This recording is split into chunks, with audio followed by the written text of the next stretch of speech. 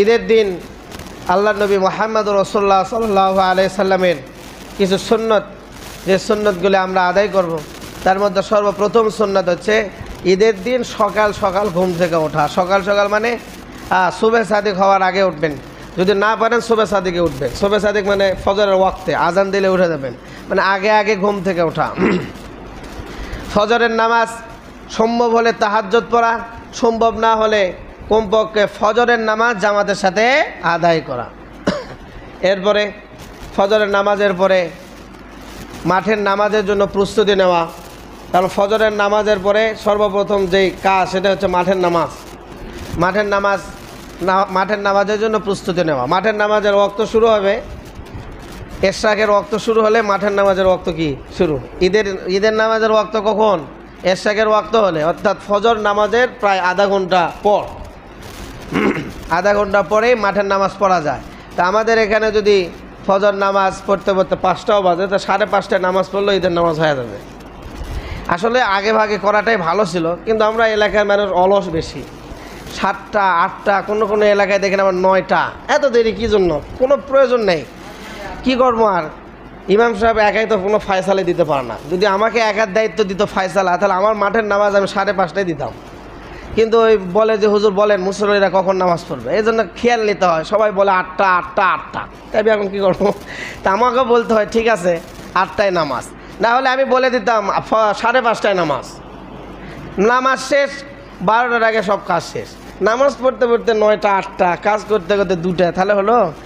বিভিন্ন মুসলিম দেশে দেখবেন ফজরের তাড়াতাড়ি ঈদের নামাজ হয়। আপনি সৌদি আরবে দেখেন যে 5:30টার মধ্যে বা ফজর নামাজের আধা ঘন্টা পরে, ফজর নামাজের পর যায় না মানুষ, মানে ফজর নামাজের প্রস্তুতি নিয়ে, মাঠের নামাজের প্রস্তুতি নিয়ে অনেকে মসজিদে আসে। মাঠের নামাজের পরে ইবাদত করে, ঈদের মানে ফজরের নামাজের পরে ইবাদত করার পরে মাঠের নামাজ পড়ে একবার বের হয়ে যায়। আর আমরা মাঠের ফজর নামাজ পড়ে যে আরও 1 সময় ঘুম হবে, ঘুম টুম করে বাড়ির কাজকর্ম করে তারপরে আসতেছে মিনিস্টাররা, তাও লেট করে, আর অনেকে পায়ও না নামাজ। এই হচ্ছে আমাদের অবস্থা। তো যাই হোক, তাহলে সর্বপ্রথম কাজ হচ্ছে কি করা? মাঠের নামাজের প্রস্তুতি নেওয়া। যেহেতু আমাদের সমাজে মাঠের নামাজ দেরিতে পড়ে, তো এখন কি করা? অপেক্ষা করতে হবে 8টা পর্যন্ত। তো এই 8টা পর্যন্ত আপনি কি করবেন? বাড়ির কাজকর্ম থাকলে করবেন, আর যদি কাজকর্ম না থাকলে বিবিকে সহযোগিতা করবেন। কারণ ঈদের দিন বিশেষ করে পুরুষের যেমন কষ্ট, মেয়েদেরও কষ্ট আছে না? মেয়েরা দেখেন যে রুটি বলতে বলতে তাদের গোসল করার টাইমই থাকে না। গোসল যে করবে সে সময়টাও তারা পায় না। সুন্দর কাপড় চোপড় পরবে যে, সেটাও তারা পায় না, সময় পায় না। সেই ফজরের আগে থেকে শুরু করছে রুটি বলতে আসে। আর পুরুষের তো মাথা গরম, আগে আসে রুটি, গোস্ত না পেলে মাথা গরম, ওটা রেডি করতে হবে। এই জন্য তাদেরকেও সহযোগিতা করতে হবে। পারলে তো আপনি বিবিকে সহযোগিতা করেন, মানে বিবি না থাকলে, বিয়ে শাদী না হলে মাকে সহযোগিতা করেন, বাবাকে সহযোগিতা করেন। এরপরে কুরবানির কাজে ব্যবহৃত ছুরি, দা, এগুলি আপনি ধার দেন, রেডি করেন। যেগুলি জিনিসগুলি কাজে লাগবে সেগুলি আগে থেকে রেডি করে রাখেন। এরপরে আমরা মাঠের প্রস্তুতি নেব। মাঠের প্রস্তুতির জন্য সর্বপ্রথম আমাদের যে সুন্নাত, সেটা হচ্ছে আমাদেরকে গোসল করতে হবে। কি করতে হবে? গোসল। ভালোভাবে উত্তম রূপে সুন্দর করে আমরা গোসল করব। এটা শর্তই নয় যে সাবান, তারপরে শ্যাম্পু, তারপরে আপনার বিভিন্ন জিনিস মাখতে হবে। এটা উত্তম গোসলের পরিচয় নয়।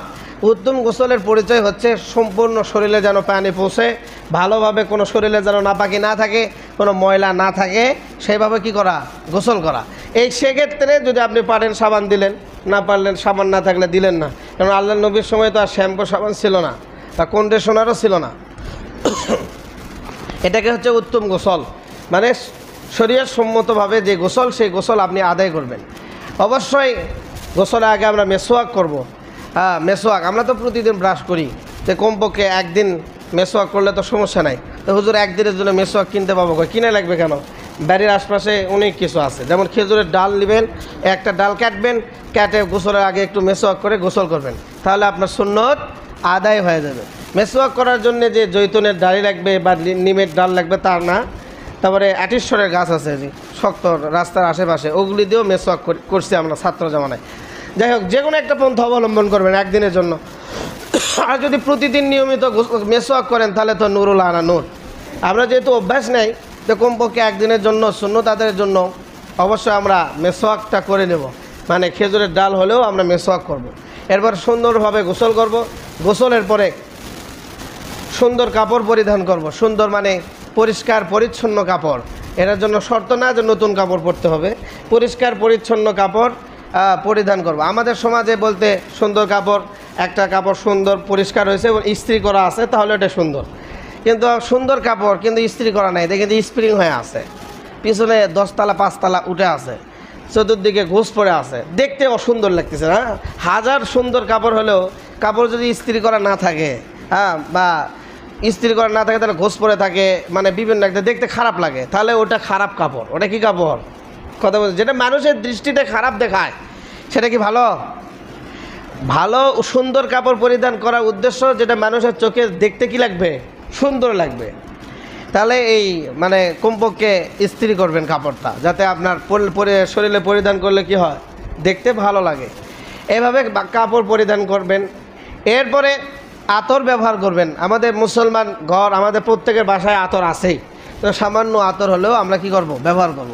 যদি পারেন প্যাকরি পরবেন, যদি প্যাকরি না পরেন তো টুপি তো পরতে হবে।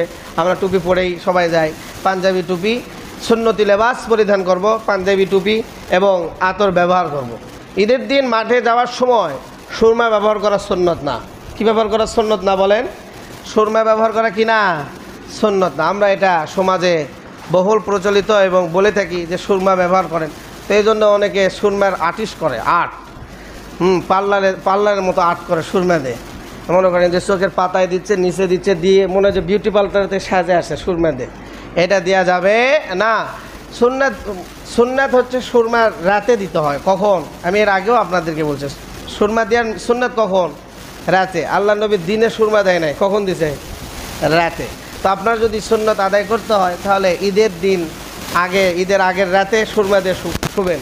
সুরমাটা দিতে হয় চোখের এই যে নিচের পাতার যে ইয়াটা আছে, আগাল, যেখানে সামান্য হালকা চুল, চুলের উপর যে গোস্তটা আছে এর উপর শুধু সুরমা দিতে হবে। এই পাতায় কোনো সুরমা ভরবে না। এটা আপনি চাইলে আঙ্গুল দিয়েও দিতে পারেন, আঙ্গুল মোটা কিনে লোক, চাইলে আপনি হইতেছে কি পানের বোটা দিয়েও দিতে পারেন, না হলে সুরমা দানিতেই চিকন কি থাকে, মাথা থাকে, সেটা দিয়েও আপনি কি করতে পারেন, দিতে পারেন। সুরমা মেন ফজিলত হচ্ছে সুরমা যেন চোখের সাথে লাগে। চোখে যে মুনি আছে, মুনির সাথে লাগতে হবে। কারণ সুরমার যে বৈশিষ্ট্য সেটা হচ্ছে চোখের মুনির সাথে যে সুরমার আকর্ষণ হয়, তাহলে চোখের জ্যোতি ভালো থাকবে। এটা হচ্ছে সুরমা দেওয়ার মেন উদ্দেশ্য। কিন্তু আপনি সুরমা এমন জায়গায় দিচ্ছেন যে চোখের মুনিতে লাগেই নাই, পাতাতে লাগে আছে, তাহলে ওই সুরমাতে লাভ আছে? কারণ ওটা তো চোখের মুনির সাথে আকর্ষণ হয় না। মানে সুরমা দেওয়ার পরে চোখ একটু খিসখিস করতে হবে, মানে চোখের মুনি যেন বুঝতে পারে যে সে কী দিছে, সুরমা দিছে, তাহলে আপনার চোখের মুনিটা ওই আকর্ষণে চোখের মুনির জ্যোতি ভালো থাকবে। এটা হচ্ছে মেন সুন্নাত, যেটা রাতে আদায় করবেন। রাতে আদায় করলে দেখবেন যে সকালে ওটার দাগ থাকবে। কিন্তু দিনের বেলা দিয়ে এখানে দিয়ে অনেকে মানে আট করে যায়, এটা না, এটা কোনো সুন্নাত না। এরপরে মানে ঈদুল ফিতরের যে সুন্নাত সেটা হচ্ছে কোনো কিছু খেয়ে মাঠে যাওয়া, আর ঈদুল আজহার যে সুন্নাত সেটা হচ্ছে যে কোনো কিছু না খেয়ে কি যাওয়া, মাঠে যাওয়া। এবং মাঠ থেকে এসে কুরবানির গোশত দিয়ে কী করা, সর্বপ্রথম খাবার খাওয়া, এটা হচ্ছে সুন্নাত। তাহলে আমরাও সেটা চেষ্টা করব, কোনো কিছু না খেয়ে মাঠে যাব, মাঠে আসার পরে কুরবানির গোশত দিয়ে প্রথম খাবার আমরা গ্রহণ করব। এরপরে মাঠে যাওয়ার সময় একটা রাস্তাতে যাব আর অপর রাস্তাতে ফিরে আসব। এখন প্রশ্ন হলো, হুজুর আমার রাস্তা একটাই, মাঠের রাস্তা কয়টা? একটাই, যেই দিকে যায় ওই দিকে আসা লাগে, তাহলে করব কি? তাহলে আপনাকে পন্থা অবলম্বন করতে হবে। যদি মাঠের রাস্তা একটা হয়, আপনাদের তো একটা না, কারণ আপনাদের কি আছে, জমি আছে, তো জমির এক আল দিয়ে যাবেন, আর এক আল দিয়ে কি আসবেন, ঘুরে আসবেন। এই রাস্তায় এক হলেও সমস্যা নাই, তো মাঠে তো জমি আছে না, এই জন্য যাওয়ার সময় এক জমির আল দিয়ে যাবেন, আসার সময় কি আর এক জমির আল দিয়ে আসবেন। আর যাদের নেই, একবারে একটাই রাস্তা হয় না, শহরের ভিতরে একটাই রাস্তা, তাদের ক্ষেত্রে বলতেছি। হয়তো দেখে গেছে মাঠের 2টা গেট আছে, কয়টা গেট? অনেক মাঠের 2টা গেট থাকে না, তাহলে ঢোকার সময় এক গেট দিয়ে ঢুকবেন, বাড়ার সময় কি? এখন প্রশ্ন হলো, হুজুর মাঠের গেটও একটা, তাহলে করবো কি? বিপদ। তাহলে বাড়ির এক দরজাতে বের হবেন, আর এক দরজাতে কি ঢুকবেন। এখন তো বাড়ির দরজাও যে একটা, তাহলে করবো কি? তাহলে বিপদ না। তাহলে কমপক্ষে মাঠে মানে ঢোকার সময় যে জায়গায় বসবেন, বের হওয়ার সময় মাঠটা একটু ঘুরে আসবেন, মানে এই দিক দিয়ে কী আসবেন, মাঠের যদি ডান সাইডে নামাজ পড়েন তাহলে মাঠ আসার সময় বাম দিক দিয়ে ঘুরে কি বের হবেন। কথা বুঝে আসছে? মানে আপনার নিয়ত আছে সুন্নত আদায় করার, কিন্তু পন্থা না থাকার কারণে আপনি করতে পারতেছেন না। তাহলে এই যে হরকত করলেন, কমপক্ষে মাঠটা ঘুরে আসলেন, আল্লাহ রাব্বুল আলামিন আপনার আমল নামায় সুন্নতের নেকি দিয়ে দেবে। সুবহানাল্লাহ। এরপরে মাঠে থেকে আসার পরে সর্বপ্রথম কাজ ঈদুল আজহার মাঠের নামাজ জামাতের সাথে আদায় করার পরে সর্বপ্রথম কাজ হচ্ছে কুরবানি করা। কি করা? কুরবানি করা। এখন এইটার মাঝখানে এখন একটা জিনিস বুঝতে হবে, যেমন আমি ঈদুল ফিতরের মধ্যে আলোচনায় বলছিলাম যে আমাদের সামাজিকতায় আমাদের সমাজে আছে কি করা? কবর জিয়ারত করা। মাঠের নামাজের পরে আমরা কি করি? কবর জিয়ারত করি। যদিও এটা কোনো গুনাহ না, মানে মাঠের নামাজের পরে যে কবর জিয়ারত করতে হবে এটা ইবাদতও না, করলে করবেন, না করলে না করবেন, কিন্তু আমাদের সমাজে এটা প্রচলন আছে একটা, মাঠের নামাজ পড়ে আমরা করে আসি। যে কমপক্ষে ঈদুল আজহার এই আমল করবেন না, করলে বেদাত হতে পারে।